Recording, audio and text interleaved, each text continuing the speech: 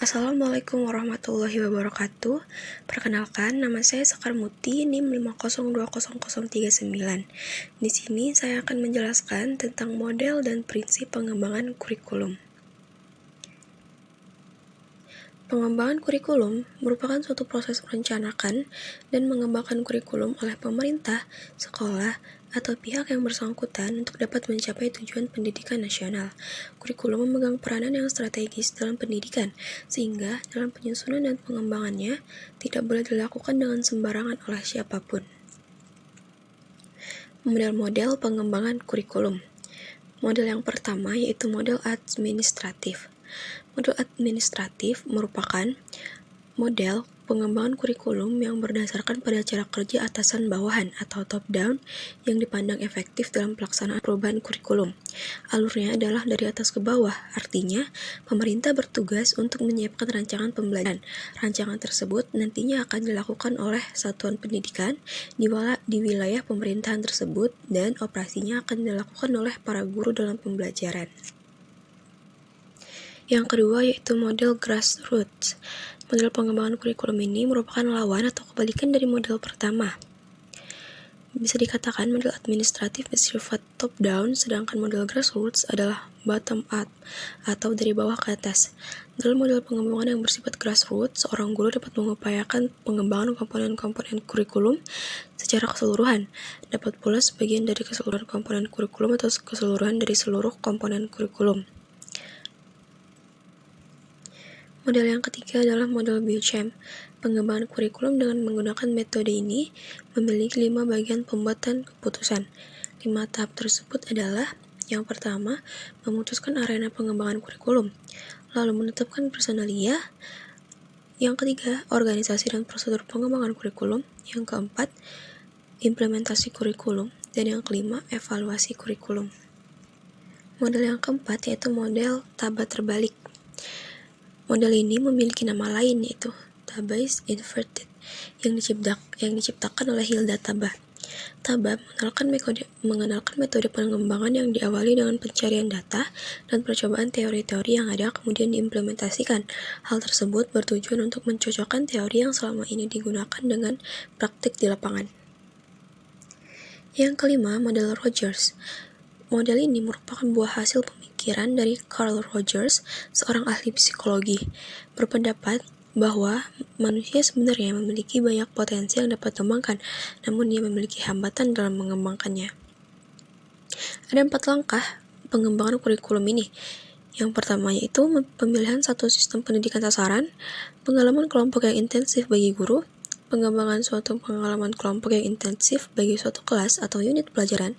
Yang terakhir melibatkan orang tua dalam pengalaman kelompok yang intensif.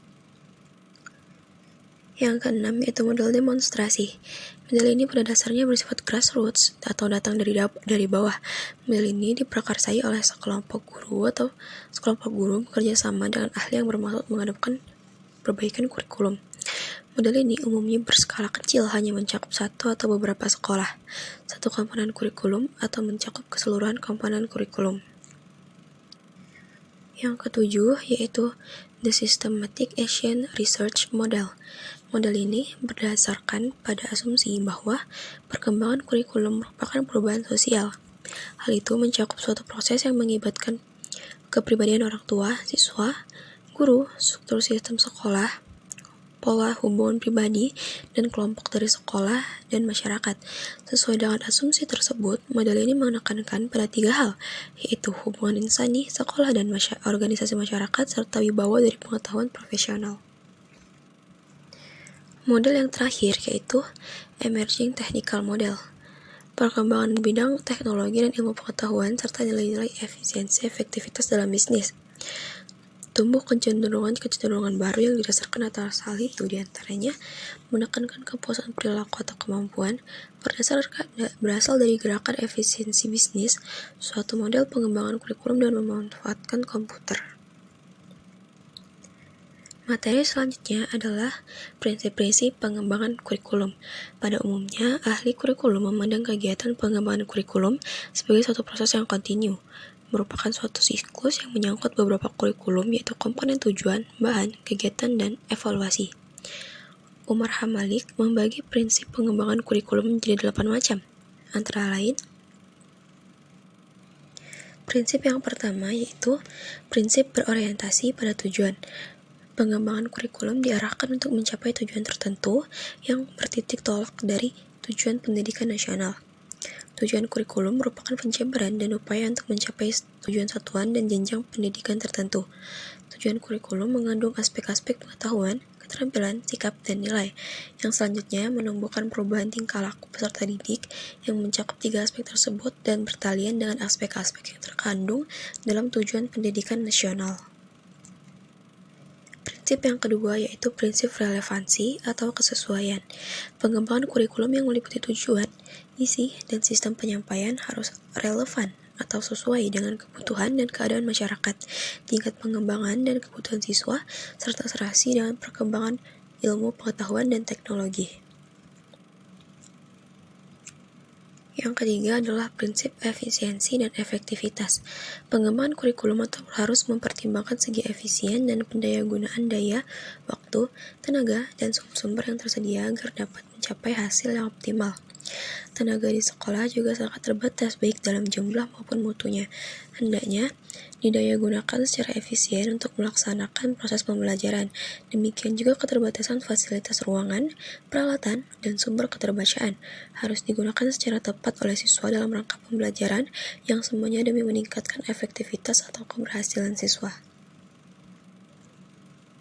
Yang keempat yaitu prinsip fleksibilitas. Kurikulum yang luas mudah disesuaikan, diubah, dilengkapi, atau dikurangi berdasarkan tuntutan dan keadaan ekosistem dan kemampuan setempat, jadi tidak statis atau kaku. Misalnya, dalam suatu kurikulum disediakan program pendidikan keterampilan industri dan pertanian. Pelaksanaan di kota karena tidak tersedianya lahan pertanian, maka yang dilaksanakan program keterampilan pendidikan industri. Sebaliknya, pelaksanaan di desa ditekankan pada program keterampilan pertanian. Yang kelima yaitu prinsip kontinuitas. Kurikulum disusun secara berkesinambungan, artinya bagian-bagian, aspek-aspek materi, dan bahan kajian disusun secara berurutan, tidak terlepas-lepas, melainkan satu sama lain memiliki hubungan fungsional yang bermakna sesuai dengan jenjang pendidikan, struktur dalam satuan pendidikan, dan tingkat perkembangan siswa. Prinsip yang keenam yaitu prinsip keseimbangan. Penyusunan kurikulum memperhatikan keseimbangan secara proporsional dan fungsional antara berbagai aspek program dan subprogram, antara semua mata pelajaran, dan antara aspek-aspek perilaku yang ingin dikembangkan. Keseimbangan juga perlu diadakan antara teori dan praktik, antara unsur-unsur keilmuan sains, sosial, humaniora, dan keilmuan perilaku. Yang ketujuh yaitu prinsip keterpaduan. Kurikulum dirancang dan dilaksanakan berdasarkan prinsip keterpaduan. Perencanaan terpadu bertitik tolak dari masalah atau topik atau konsistensi antara unsur-unsurnya. Pelaksanaan terpadu dengan melibatkan semua pihak, baik di lingkungan sekolah maupun pada tingkat intersektoral. Yang terakhir yaitu prinsip mutu. Pengembangan kurikulum berorientasi pada pendidikan mutu, yang berarti bahwa pelaksanaan pembelajaran yang bermutu ditentukan oleh derajat mutu guru, kegiatan belajar mengajar, peralatan atau media yang bermutu. Hasil dari pendidikan yang bermutu diukur berdasarkan kriteria tujuan pendidikan nasional yang diharapkan.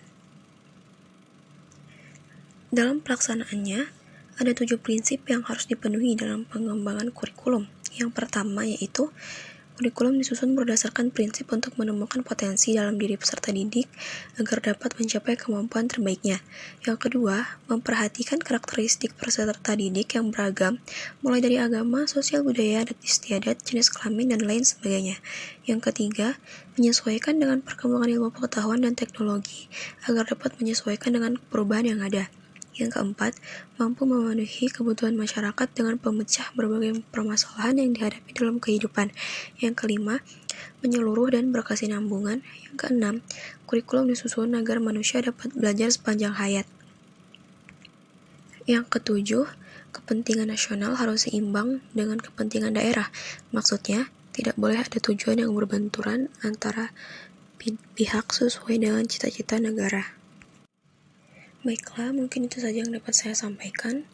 Apabila ada salah kata, saya minta maaf. Kepada Allah saya mohon ampun. Saya akhiri. Wassalamualaikum warahmatullahi wabarakatuh.